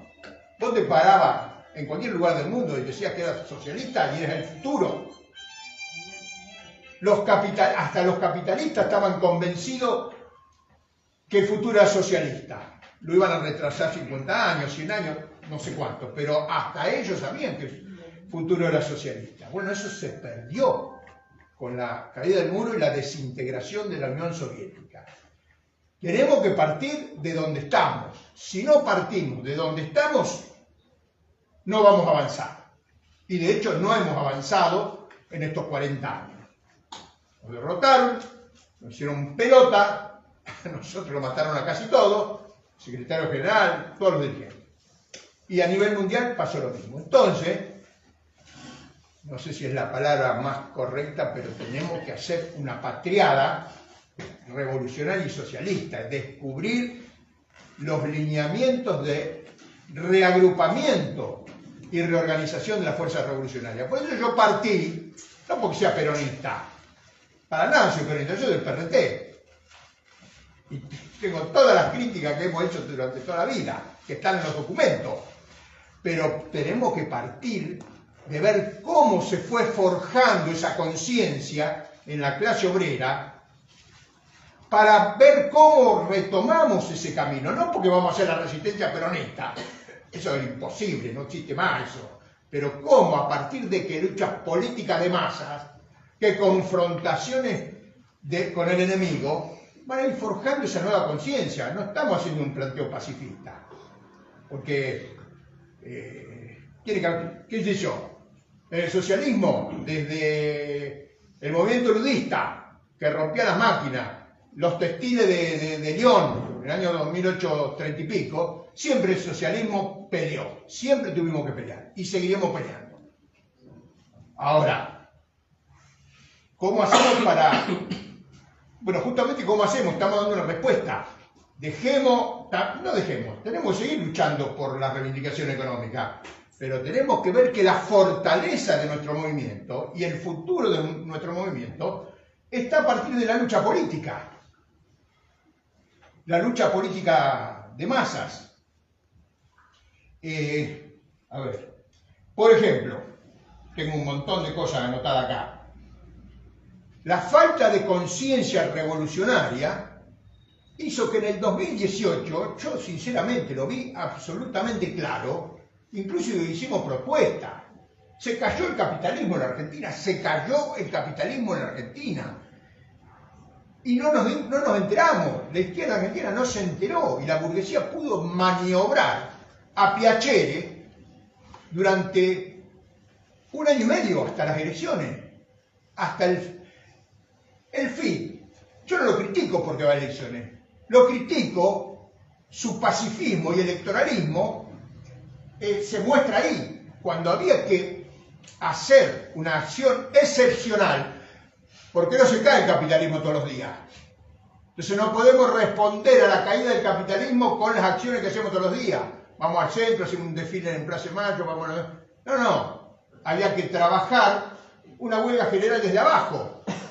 Y la experiencia de la clase obrera argentina tiene cómo se puede organizar una huelga general desde abajo, como hicimos durante el Rodrigazo en julio y julio del 75. ¿Por qué no se toman esas? ¿Por qué? Porque la dirigían los guerrilleros, las pelotas éramos los guerrilleros, como dice algún intelectual. Nosotros éramos un partido revolucionario, marxista-leninista de la clase obrera que desarrollamos la lucha armada revolucionaria con carácter ofensivo porque era la tarea que indicaba el proceso histórico argentino. Que no nos reduzcan a las guerrillas. Nosotros no éramos las guerrillas. Nosotros éramos revolucionarios. Y eso es lo que tenemos que recuperar. Entonces, tenemos que ver cuál es la táctica. Acá, por ejemplo, yo sé que muchas, durante años y años, nos han criticado porque proponíamos ir a elecciones. Pero el problema no son las elecciones, sino el problema es con la línea que se participa en las elecciones. Y Argentina y América Latina son un país y un continente en que los periodos de estabilidad capitalista son muy breves, 3 años, 4 años. El de un momento del kirchnerismo fue un poco más, 5 años. Por lo tanto, no se puede apostar la política a una opción. El que apuesta a las elecciones le erra. El que le apuesta a la lucha de clase le erra. Hay que apostar a las dos cosas y combinarlas revolucionariamente y saber en qué momento y en qué lugar de qué hilo hay que tirar la cuerda. Y la combinación, porque necesitamos, por ejemplo, en la lucha electoral se forma el peor militante. El peor militante se forma en la lucha electoral. Blandengue, oportunista, el mejor militante se forma en la lucha de calles. Pero tenemos que dar masividad al movimiento. Una de las cosas que nos enseñan las 3 grandes movilizaciones populares de la Argentina, el Cordobazo, el Rodrigazo y la Rebelión, es que con la clase obrera sola no alcanza. El Cordobazo fue obrero y popular. Y proyectó 10 años de política revolucionaria. El Rodrigazo fue solamente obrero. No vamos a criticar nosotros al Rodrigazo que estuvimos ahí. No solo ahí, estuvimos al frente. Hablamos en la puerta de la CGT de acá y hablamos en la puerta de la CGT de La Plata. Estamos recontra orgullosos de haber estado ahí en el Rodrigazo.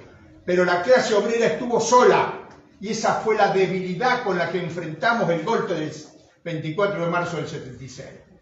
La rebelión de 2001 fue obrera y popular, pero la clase obrera no actuó como clase, actuó como multitud y dio el producto que dio. Pero también, por la falta de un partido revolucionario, acordémonos, porque así como la resistencia peronista fue la lucha política de masa, durante los 20 años que van de los últimos años de la dictadura hasta la rebelión, hubo una lucha política de masa impresionante en la Argentina. que fue el movimiento de derechos humanos, pero que no se proyectó en políticas revolucionarias porque no hubo conciencia revolucionaria en el activo de vanguardia. Y el emergente de toda esa política, que estuvo primero en las encuestas para presidente, Luis Zamora, se borró, se fue, dijo, no, bueno, sabrá él por qué, con qué. ¿Y quién le dio respuesta a la rebelión? Fue la burguesía a través del kirchnerismo. Entonces, claro que nos hace falta el Partido Revolucionario, pero tenemos que ver cómo lo vamos a construir al Partido Revolucionario, generando las condiciones políticas de masa y un desarrollo de la conciencia, porque también dije, e insisto, que no se puede construir un partido revolucionario si no existe una clase con conciencia que lo sostenga. En el año 68, el PRT tenía, el sector del cuarto congreso nuestro, tenía 200 militantes, aguerridos militantes. ¿Qué organización hoy tiene 200 aguerridos militantes? Díganme alguna. Dentro del espacio nuestro, ninguna. Entonces, hay que construir eso con humildad. Y otra cosa que tenemos que tener. Nosotros yo me hago cargo. Cada uno se haga cargo. Tengo 75 años. Desde la crisis de nuestra organización en el año 2017, se me cortaron los vínculos con la juventud. Siempre estuvimos vinculados con la juventud. Si no participa la juventud, que es la posta de cualquier proceso revolucionario, no podemos avanzar. Y hablo de la juventud obrera, y de la juventud estudiantil, y de la juventud de sectores medios. Pero si la juventud no toma la posta, con la particularidad que le va a dar las nuevas generaciones, porque no podemos pretender que las nuevas generaciones hablen como nosotros, tengan los mismos tics y nos peleamos por las cosas que nos peleamos nosotros.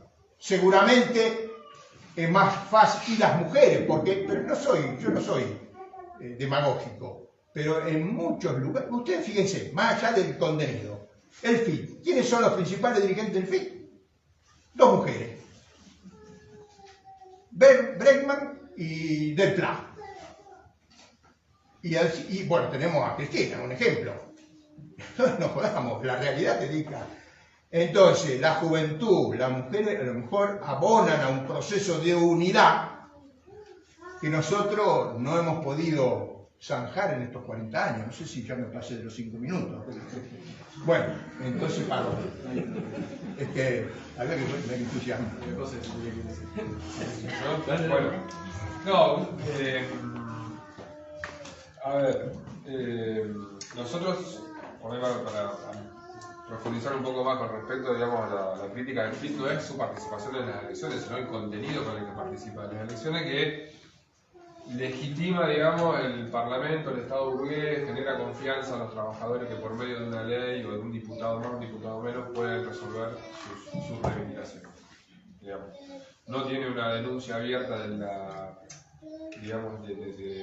el objetivo del Estado burgués, que es la herramienta de la burguesía para seguir explotándonos y oprimiéndonos. Y desde ese lugar, digamos. Pero después también no creemos que sea hoy digamos, en el marco de la debilidad que tenemos, nos parece que hay otras tareas mucho más urgentes y que la participación electoral nos debilitaría y nos limitaría todas esas tareas. Entonces, no creemos hoy que sea digamos, un aspecto que estemos en condiciones de poder desarrollar una herramienta electoral. Pero por ahí digamos, no sé si polemizar o qué, pero digamos, en el marco de lo que plantea Martino, esto de cómo se construye el partido, que en la guerra civil, ¿no? O algo así, entiendo que lo plantea el PRT en el cuarto congreso, pero como decía Daniel, el PRT ya tenía toda una experiencia partidaria, una experiencia de organización, que por ahí puede ser que en el cuarto congreso se defina más como partido, o se consolide como partido.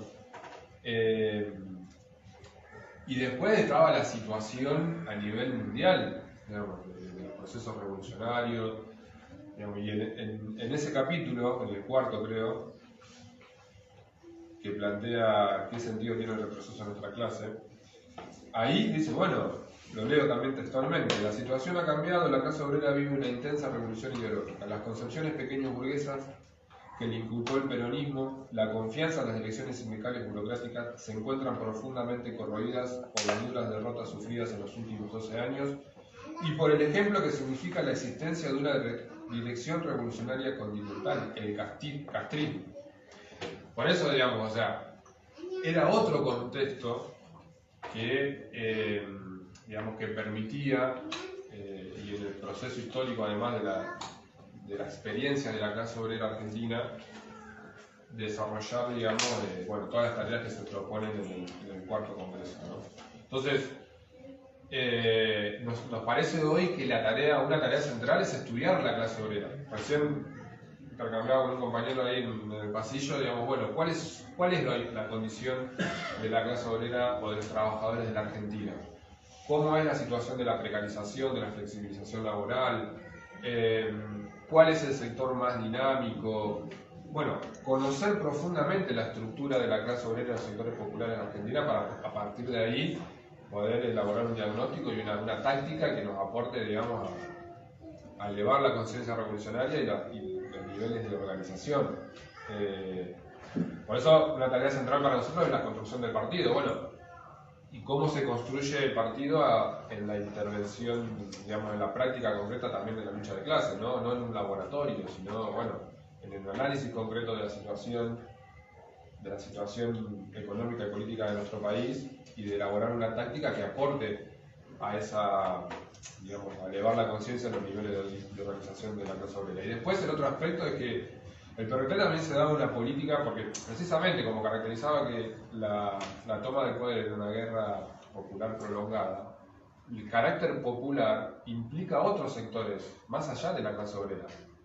Digamos, por eso tenía una política amplia, no solamente, digamos, hacia la clase obrera, sino hacia varios sectores, y por eso tenía además, digamos, bueno, un diario de tirada masiva, tenía desarrollo también en el sector cultural, bueno, boletines de fábrica, bueno, integral, digamos, bueno, toda esa intervención en la realidad, digamos, con toda esa cuestión integral, aportarla, digamos, en una perspectiva, que es, bueno, el desarrollo de fuerza hacia la toma del poder, digamos. A veces también son cuestiones que muchas veces, digamos, bueno, que no las tenemos en cuenta y que es necesario, digamos, también tenerlas en cuenta en el marco de bueno, ver cómo avanzamos en esta situación. Nada más, yo te cedí mis minutos a vos. Gracias. ¿Puedo hablar ahí? Sí, por favor.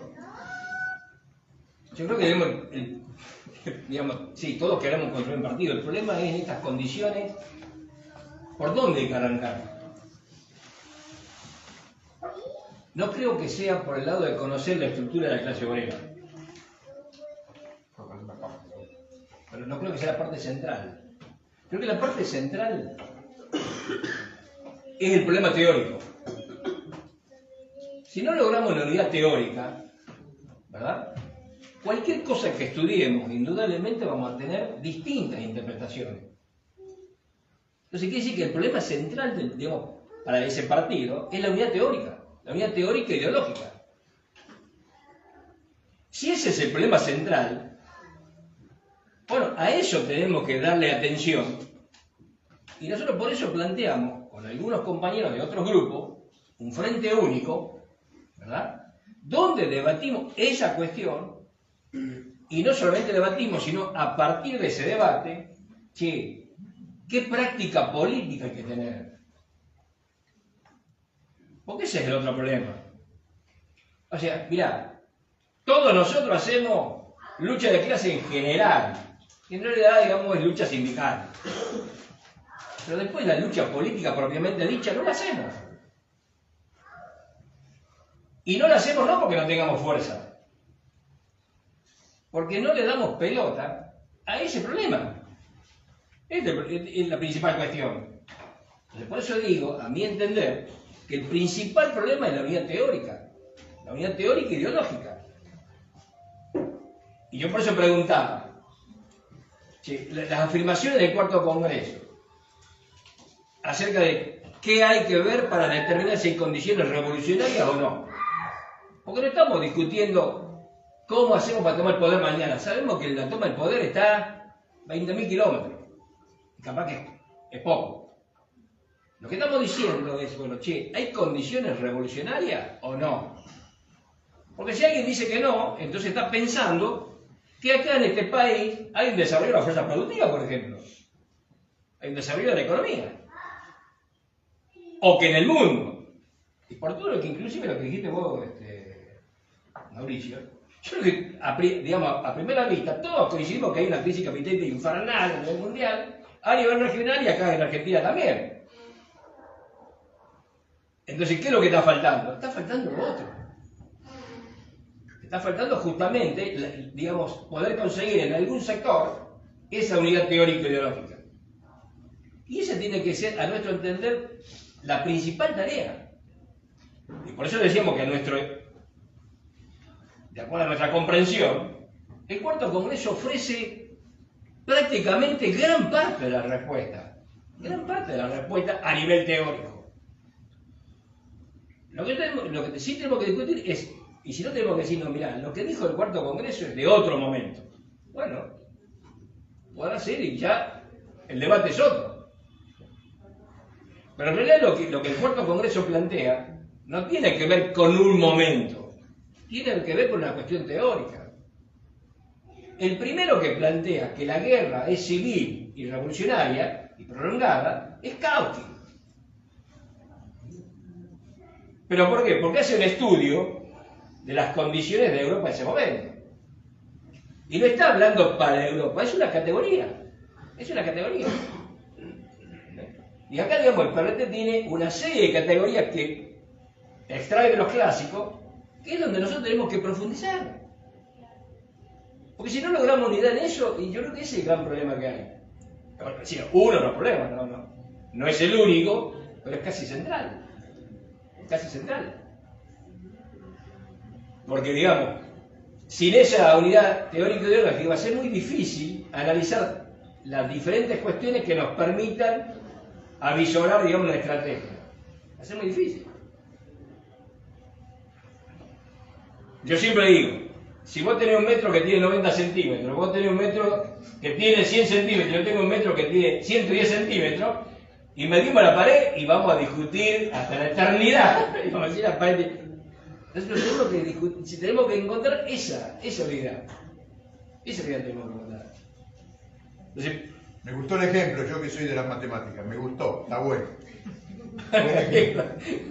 Entonces, a nosotros nos parece que, digamos, el esfuerzo tiene que ser desarrollarse frente único hoy en torno a esto. Se pueden leer otras cosas, seguro, pero acá en la Argentina, digamos, el piso por lo menos es esto, lo que se escribió en el 68. De ahí está para arriba. Entonces, nosotros tenemos que tomar eso. Nosotros creemos, por ejemplo, que en este momento sí hay que participar en la cuestión electoral, no con candidatos, pero sí justamente para plantear en la situación que estamos, que no hay más salida acá que el derrocamiento de la burguesía.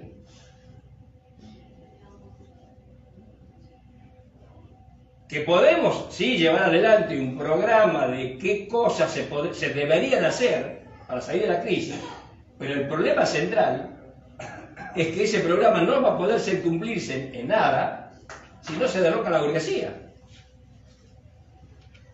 Y hoy, que hay una crisis infernal, donde, digamos, sin que nosotros digamos nada, el 40% de la población no va a votar, no está yendo a votar,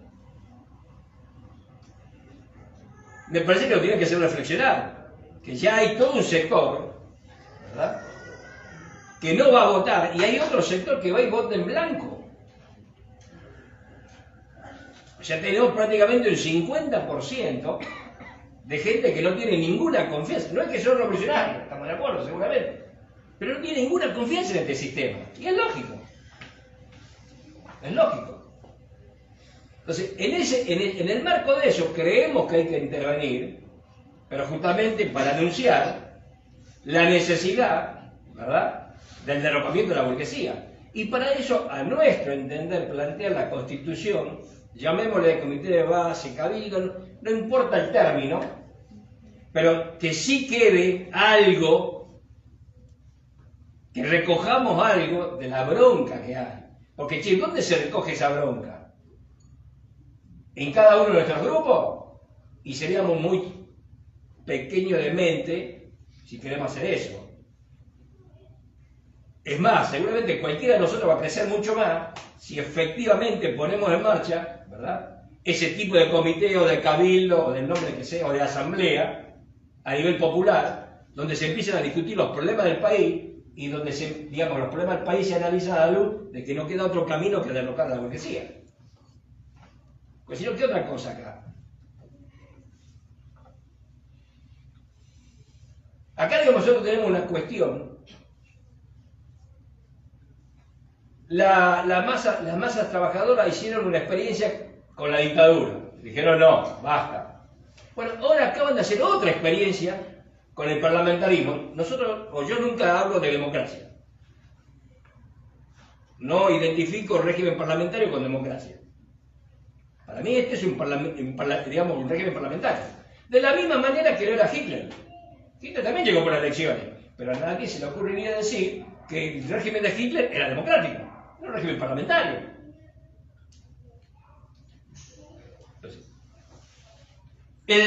la expectativa del régimen parlamentario hoy está fuertemente cuestionada en Argentina. Fuertemente cuestionada.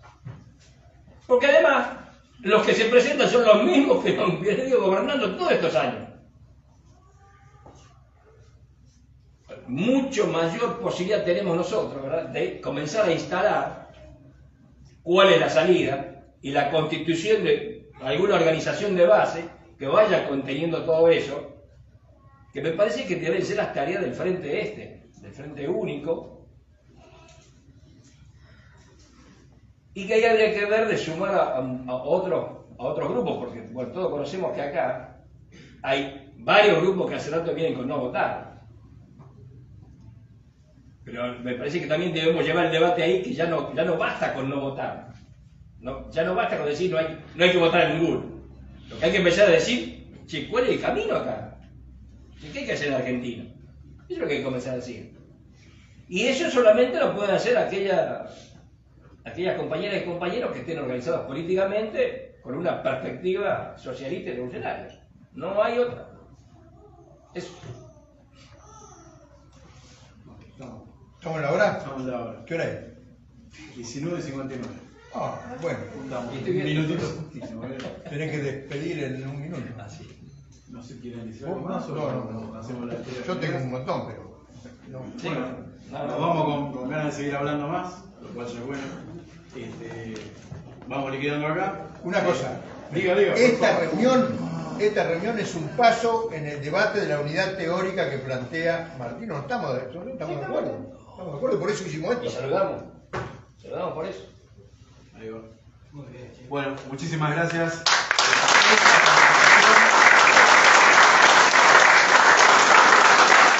Estamos en todos los juegos. Este es el cierre radial. ¿Tiene alguien que decir algo más? Seguimos un ratito más. O si no, si nos queremos ir, nos vamos. Como quieran. Con más gusto. No, por ahí escuchar a algún compañero que quiera hacer una nueva No, compañera. Yo, obviamente, tenía muchas ganas de intervenir, pero estaba tan interesante todas las posiciones que estaban planteando los compañeros, que en más de una oportunidad alguno de ustedes decía algo de las cosas que pienso yo, y seguramente a todos nos pasó lo mismo. Y en algunas estábamos en contra, ¿no? O que no lo entendíamos. Y me parece que el planteo que hace el negro, obviamente tiene que ser abarcativo, porque como todos plantean, Argentina es un epicentro de una crisis continental. Los indicadores, yo lo he mencionado más de una vez, los indicadores económicos y sociales de Argentina son de una guerra civil. Sin embargo, estamos en un estadio muy atrás de esas posibilidades. Así que me parece que esto, empezando con ustedes que están en el panel, hay que promoverlo para que se repita y recuperar el lenguaje que es de nuestra clase, ¿no? Porque sin el lenguaje de nuestra clase es muy difícil razonar. Hoy el negro decía, si tenemos un metro distinto, obviamente nunca nos vamos a poner de acuerdo con el tamaño de la pared, y si tenemos un lenguaje que no es el nuestro, muy difícilmente vayamos a poder razonar los problemas en función y en sintonía con los intereses de nuestra clase. Eso, che, la verdad que los felicito. Creo que yo estoy muy contento porque hay mucha gente de las barriadas que está en un debate que mucha gente en este país está interesada, que nunca escuchen. Por eso le invito a todo el mundo a que repita, ¿no? y que invite a mucha gente de sus contactos a que vean este debate. El mes que viene está propuesto este debate, todavía ni lo pude hablar con el general, a propuesta de Cristina, que se chamuchó al compañero que tiene la radio allá, el general Rodríguez, que recién me llamó, venía para acá, me llamó para repetir este debate en general Rodríguez. Vos sos la responsable, Cristina, así que bueno, bien. Está bien, después seguimos con Moreno. Pero Moreno, general Rodríguez. Acá tenemos compañeros presentes que creo que nos perdimos de escuchar sus intervenciones. Está el compañero Negro Suárez, está el compañero Robelli acá, el Negro Loño. Bueno, no quiero olvidar a ninguno, pero digo, el ámbito, ¿no? Debería ser inclusive más abarcativo, ¿no? Para poder escuchar más voces sobre este tema que es de un interés radical para nuestra clase. Si nosotros resolvemos esto, nos vamos a encontrar con un montón de problemas, pero van a ser los problemas que queremos tener, y no los problemas que nos meten desde el régimen de la burguesía en este país, ¿no? Bueno, eso. Okay.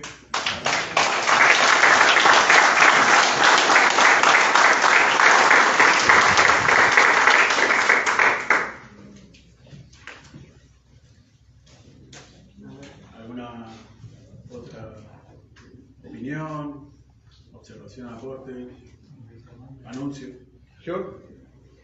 Bueno, yo quiero hacer una propuesta, porque me parece también que esto del Frente Único Revolucionario hay que ampliarlo. Y que no tiene que tener calendario para mañana, porque esto es una tarea muy compleja. Y yo de economía mundial no sé nada. Entonces uno te dice que se cae el capitalismo mundial y otro te dice que está floreciente. Y yo le digo, bueno, felicitaciones muchachos, porque yo no les puedo refutar a ninguno de los dos. Entonces, estudiemos, Daniel.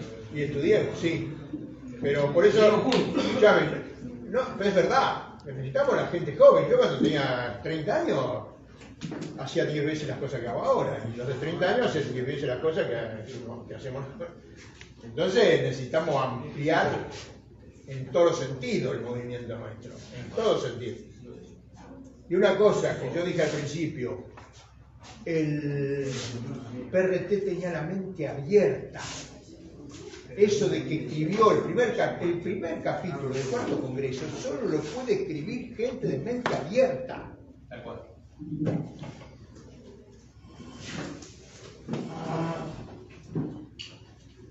Hay un grupo de compañeros que nos estamos yendo porque Sí, muy lejos. ahí estamos. Bueno, vámonos. Muy bien, gracias.